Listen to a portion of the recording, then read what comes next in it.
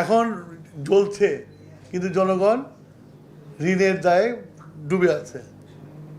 কথা বুঝছো?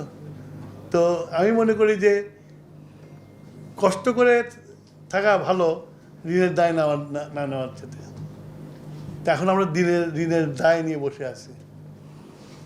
আমরা তারপরে ওইটাকে দমন করে যে আমি পলিসি তৈরি করছিলাম, 5 বছর তো ছিলাম, আমরা তো 17 বছর ছিলাম না।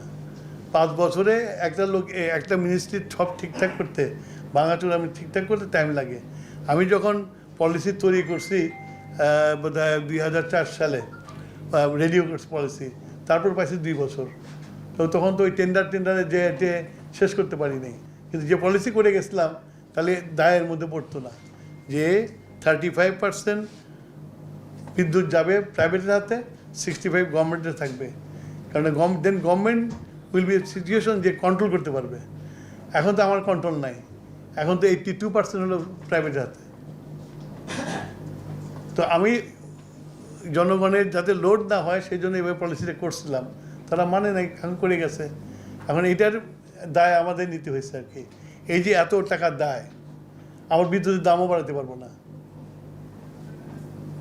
বিদ্যুতের দামও বাড়াইতে পারবো না। তো বিদ্যুতের দাম বাড়াইতে না পারলে দায় আরও বাড়বে।